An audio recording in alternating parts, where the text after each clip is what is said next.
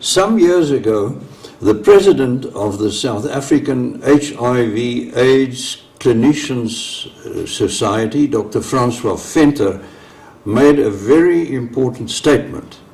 He said, and I'll read it to you because it's very important. He said, there is something in Southern Africa driving this epidemic that we do not understand. Even if you make allowances for the role factors such as poverty, poor health services and sexual behavior within cultural settings, it still doesn't explain why the epidemic is so graphically located. We need to find new creative ways to prevent the disease. That is what Dr. Venter said, most significantly, and I would like to show you how we think that we have now found what is missing. He said there is something that we don't understand, and we will in the next few slides elaborate on that.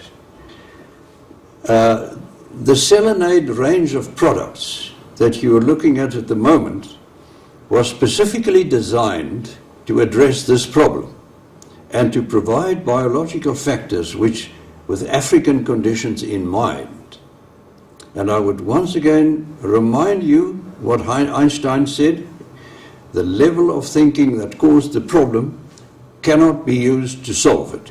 Now, what does this imply? Clearly, we've got to change our mode of thinking, how we regard the problem in scientific terms. Let us just look at the distribution of AIDS in Africa. If you look there, the latest figures, in sub-Saharan Africa, there are 22 million adults and children living with AIDS, whereas in all of Western Europe, there's only 730,000. Clearly, HIV/AIDS is mainly an African problem. Now, what about the future? According to estimates, by the year 2015, 16% of the world population will be infected, as I've said, and by 2015 there will be 1 million people dead or dying. Now, just to get our perspective right, consider that on September the 11th, when the bomb exploded in New York, 3,000 people died on that particular day. On that same day, 5,000 people died of AIDS. And the next day, and every day following that, 5,000 people died of AIDS, of HIV/AIDS. That gives you some idea of some perspective on the problem. We heard for about a year after the bomb, the newspapers were full of news in connection with the bomb. And that was 3,000 people one day.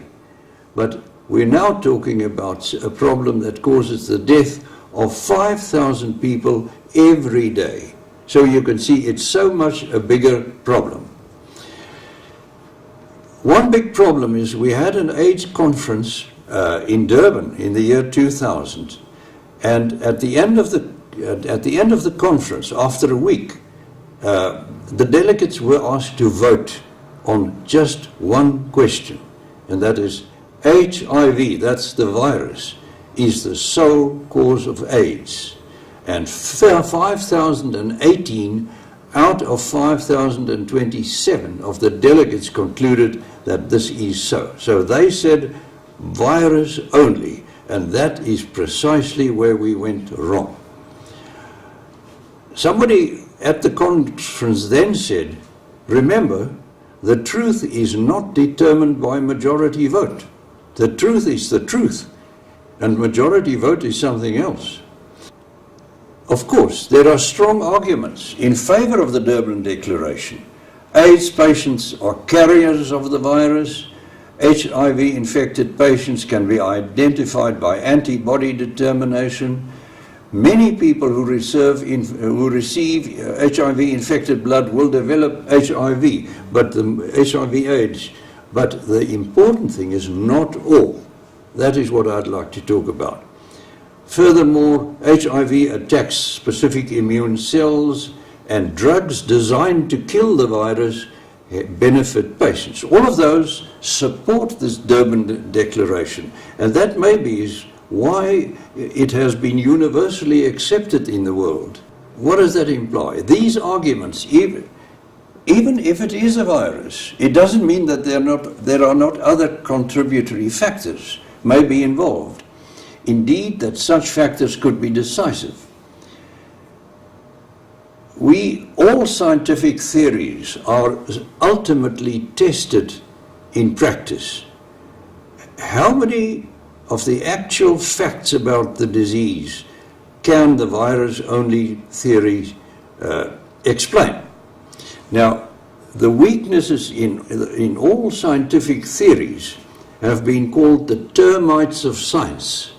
These termites eat and destroy the basic of the building on which the whole thing stands. And ultimately, after many years, like what happened with the cholesterol theory, after many years, the building topples over.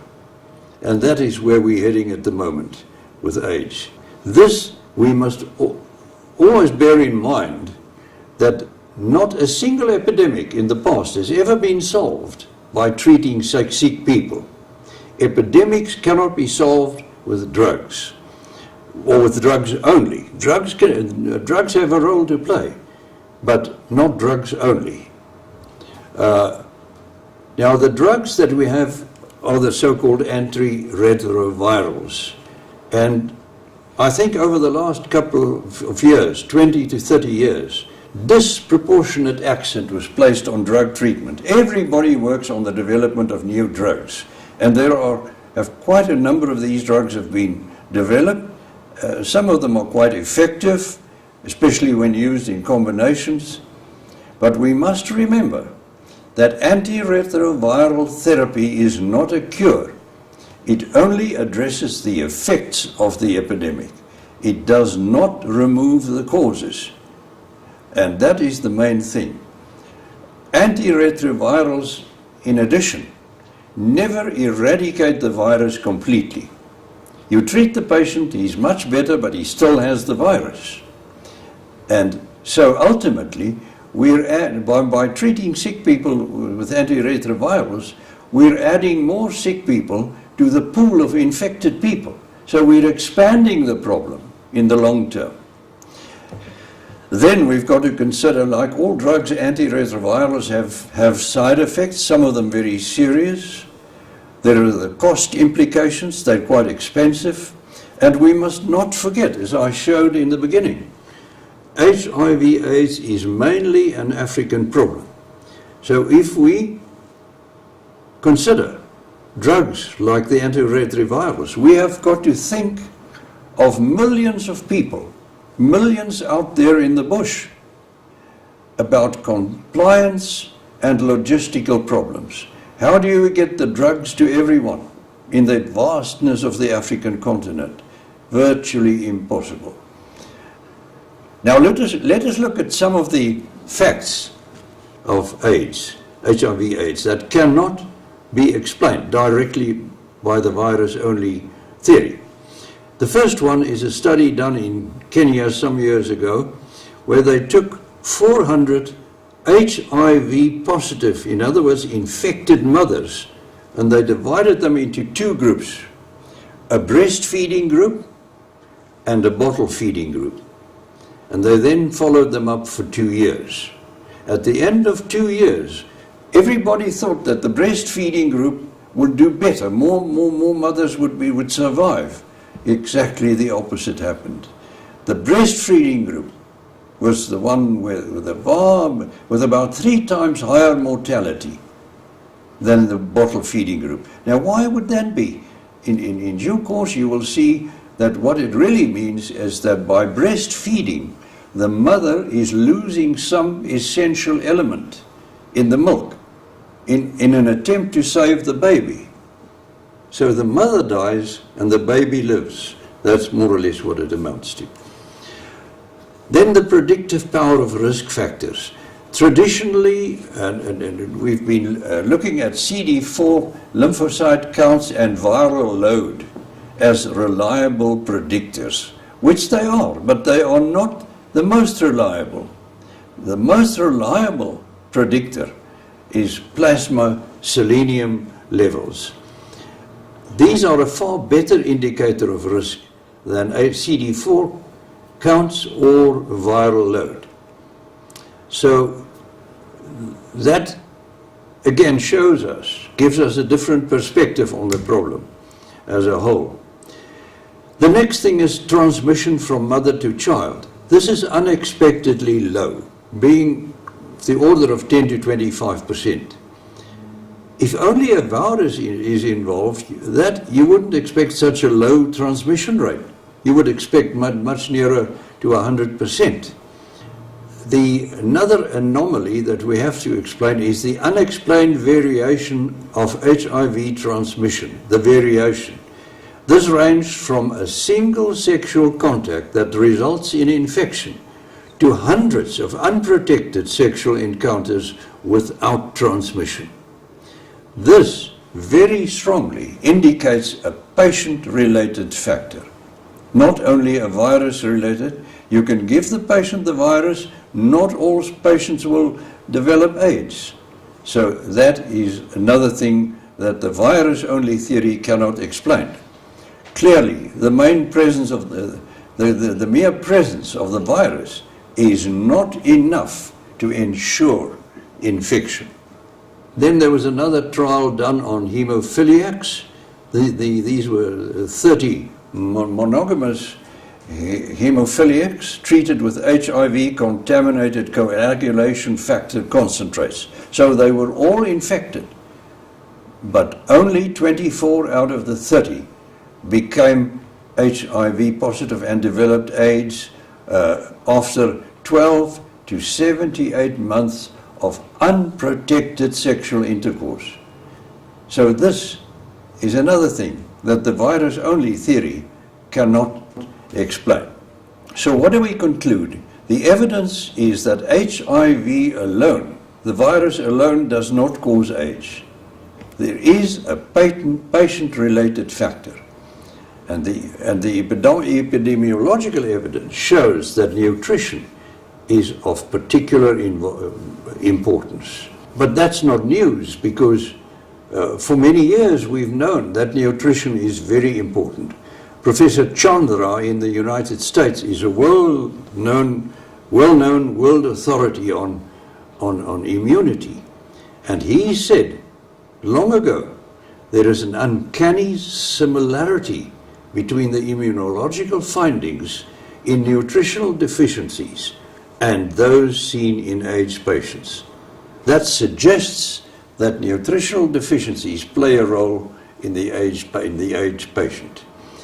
Death is moreover more closely related with patient nutritional status than with the presence of the virus. Micronutrients are the ones that are deficient in the diet, and they mainly affect the immune system.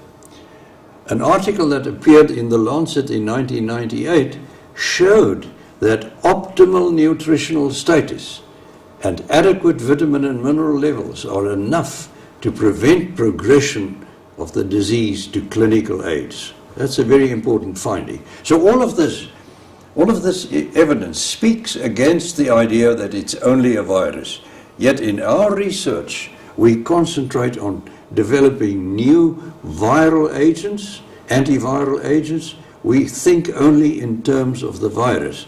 And as long as we think so, as long as those are our guidelines, we will never solve the problem.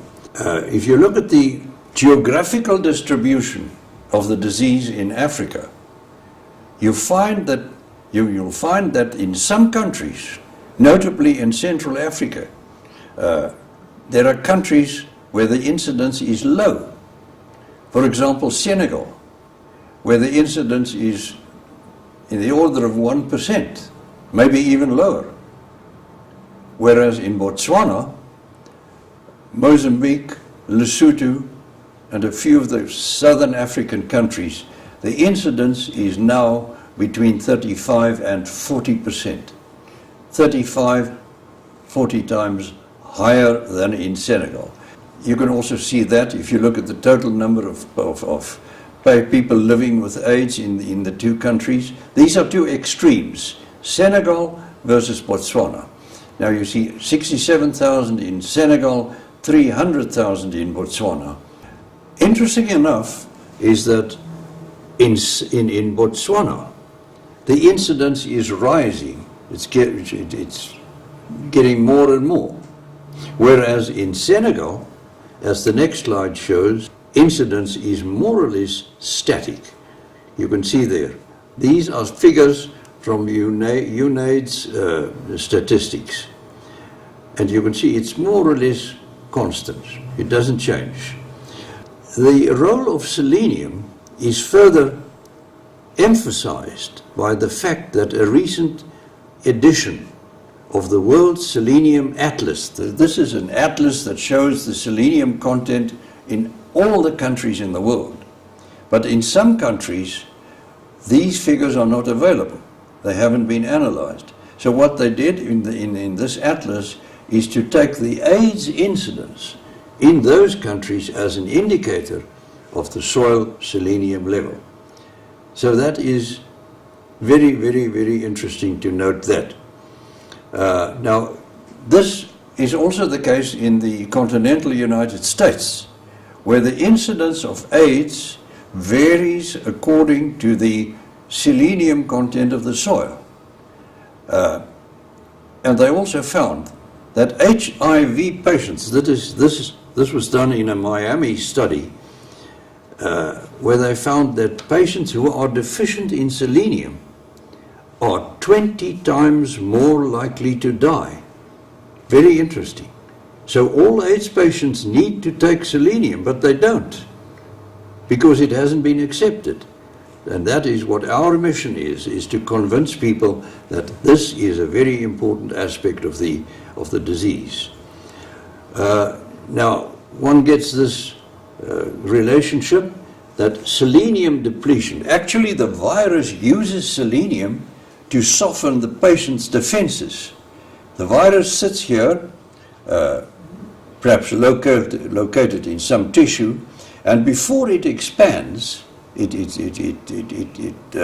goes out to grow in other cells.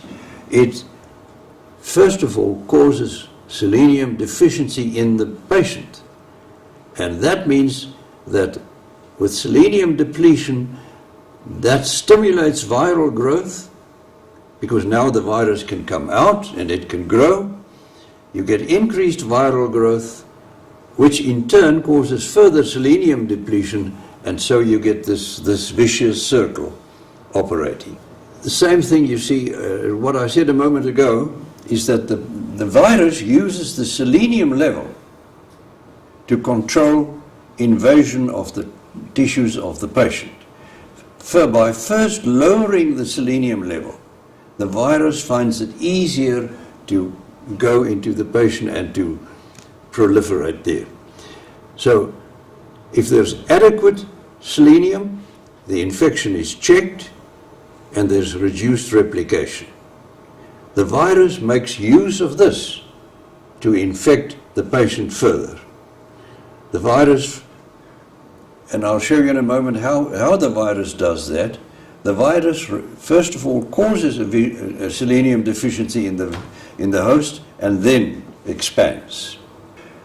Interesting enough, a selenium deficiency also increases the virulence of viruses.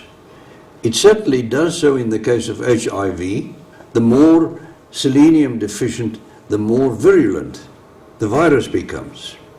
But a good example is what happened in China many years ago, where an epidemic of cardiomyopathy was seen in certain sections of China, certain provinces.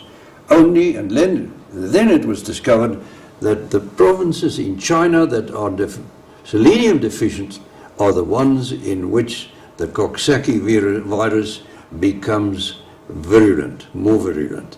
Now, you can well ask me at this stage, how many studies have been done? selenium levels in patients by altering selenium levels in patients by supplementing with selenium? Very few. The answer is very few. What is the reason? Selenium is cheap. The pharmaceutical industry can't make money out of it. Therefore, it's just left there. And that's it. And I'm not going to refer to all the studies. There are some studies that have been done on a very small scale. Just a few patients, 20 or 30 patients, given selenium, they've all improved. And that is where it was left.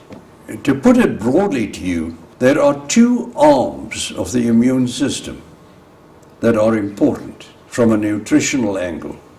The one is the selenium arm, about which we've spoken. The other one is the glutathione arm. Now, glutathione is an intracellular peptide that occurs in virtually all cells. It is a universal protector. People that grow very old all have higher glutathione levels than others. So it's a universal scavenger of inter alia viruses, but also other toxins and things. It's necessary for the immune system, and it has been shown that in AIDS patients, glutathione levels are depressed long before clinical AIDS develops. You see, it's part of the picture. But we haven't devoted any attention to this up till now. And this is where the Selenaid system comes in, by supplying both the selenium arm and the glutathione arm. There you can see how it works. The free radicals, viruses and toxins and things, all are removed by glutathione. That GSH is a reduced glutathione. It reacts, but for this reaction to take place, you need glutathione peroxidase, as you can see there.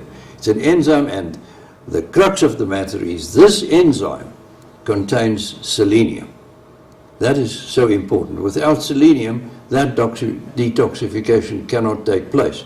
So in the presence of the enzyme, detoxification takes place, but the glutathione is then reduced to reduced glutathione, the GSSG there, and with the detoxified viruses and toxins. But the reduced glutathione can be restored to the oxidized glutathione can be restored to the reduced form in the body, provided that there are certain vitamins and minerals available, like niacin and riboflavin and magnesium. Now you see, if you now look at that scheme, you'll see the enzyme that is necessary for glutathione to work is one that contains selenium. Therefore, the more the detoxification takes place, the more selenium is used. And in that way, the host is depleted of selenium. It has been shown by the Hertzbergs in New York that all patients, that they had a group of patients with CD4 counts below 200. And they then also determined the glutathione status of the patients. It was found that those with patients with an adequate status of glutathione had a 3-year survival rate of 60 to 80%, whereas those with a low glutathione status only had a 20% survival after 3 years.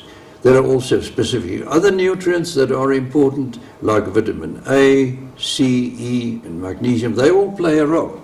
That's why nutrition in general has been shown to be a determinant to determine how long a patient will survive. It's inter alia because of those other nutrients that are involved. So what do we conclude from all of this? Infection is not sufficient in itself to produce AIDS. The absence of other immunosuppressant conditions, including selenium deficiency, is a contributory factor. And this is what Louis Pasteur said on his deathbed. He said, the host is more important than the invader. It doesn't help you to kill the invader if you don't enable the host to deal with the problem.